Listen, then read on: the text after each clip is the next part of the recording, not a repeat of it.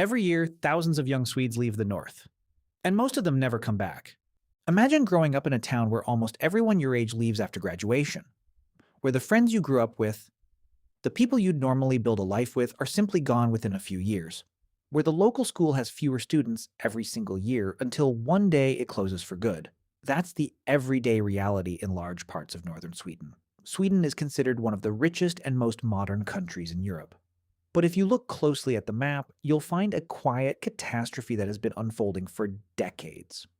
While Stockholm, Gothenburg, and Malmö grow and thrive, entire regions in the north are turning into empty, deserted landscapes. Villages are dying out, schools are closing, and whole communities are losing half their population within a single generation. And here's a number that surprises most people. More than 80% of Sweden's population lives in the southern half of the country. Northern Sweden covers well over half of the country's total land area, yet only a small fraction of Swedes actually live there. To put that in perspective, northern Sweden alone is larger than the United Kingdom, and yet it holds fewer people than a single mid-sized European city.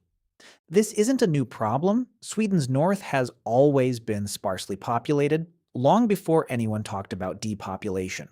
The reason goes back to geography and soil. Somewhere around the latitude of Sundsvall or Umeå, the fertile clay soils of the south give way to thin, acidic, nutrient-poor ground left behind by the last ice age.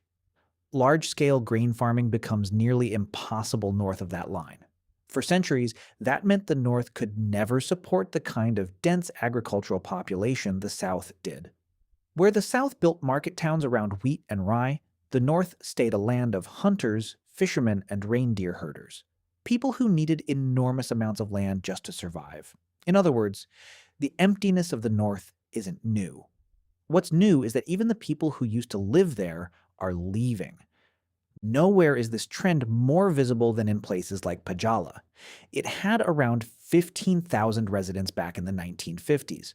Today there are fewer than 6,000, a decline of over 60%, putting it at the very top of the list of Sweden's most depopulated municipalities. A short drive away, the municipality of Överkalix tells a similar story. From a much larger population decades ago down to around 3,000 residents today. And these aren't isolated cases. It's simply the most extreme version of a pattern repeating itself across the entire north. So why do people leave? And more importantly, why do they never come back? Part of the answer lies in the climate. North of that same invisible line, winter starts as early as October and drags on until May. 7 months of snow, frost, and temperatures dropping to -20 or -30 degrees Celsius simply aren't an appealing prospect for many people, especially when spring flowers are already blooming in the south. On top of that comes the polar night, which robs the northernmost municipalities of daylight for weeks at a time. For weeks, the sun never fully rises above the horizon, and what little light there is lasts barely an hour or two around midday. Long, dark winters like this are widely recognized as taking a real toll on people's mood and energy, and for many young people who grew up somewhere else, that alone is reason enough never to move north permanently. Houses need better insulation, roads need constant clearing, and heating bills pile up.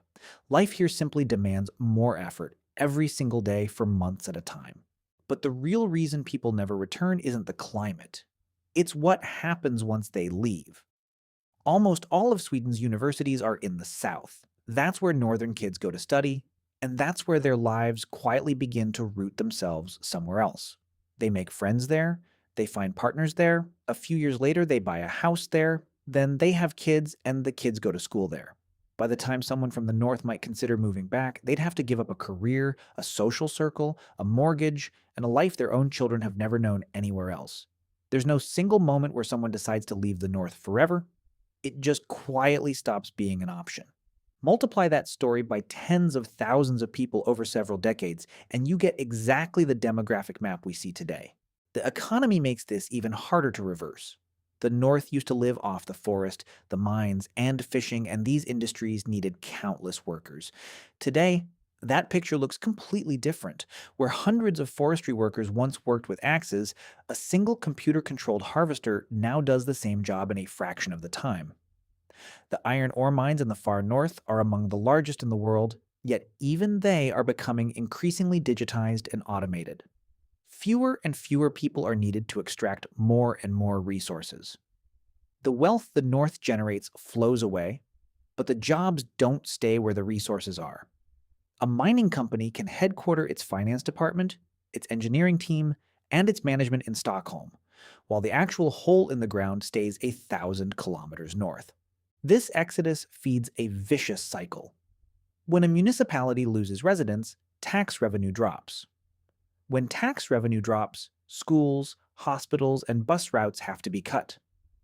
And when infrastructure disappears, the place becomes even less attractive to the families who remain, pushing even more people to leave. Entire towns now consist almost entirely of retirees, because practically no one is left to take their place.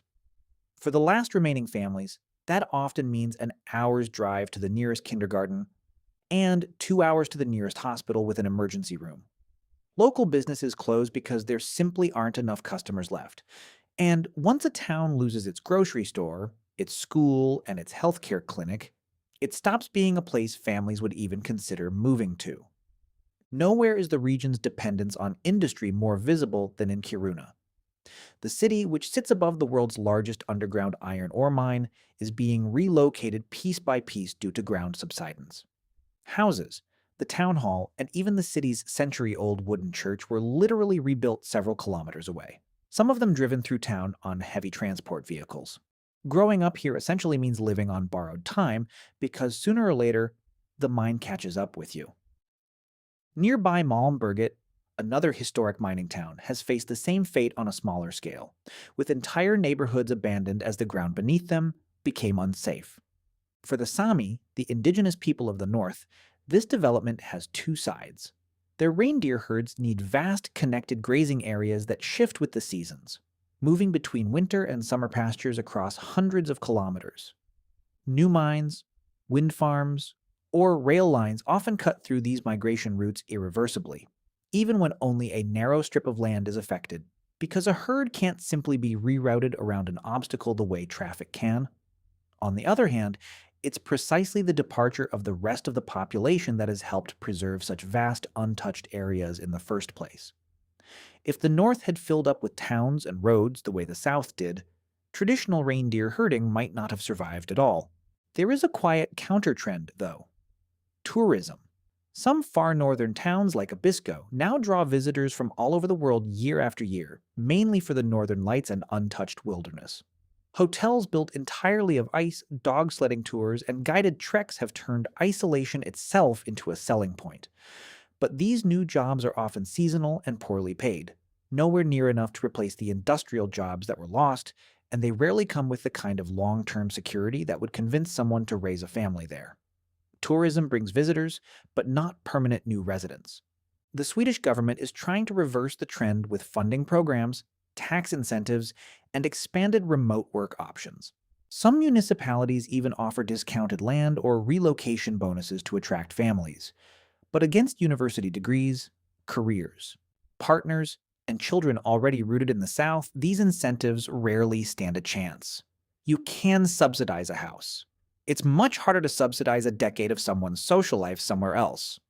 The strange irony is that northern Sweden may become more important than ever. It provides Europe with iron ore, rare minerals, hydropower, and vast forests, resources the rest of the continent depends on for everything from steel to the green energy transition. Yet while its resources help power the future, the communities that produce them keep getting smaller. In the end, northern Sweden may not run out of resources. It may simply run out of people. And now a question for you. Would you move to a region that gets emptier every year if the job and the salary were right? Or would being close to other people matter more to you than any career opportunity in the end? Thanks for watching, and if this topic interested you, feel free to check out the next video too. See you soon.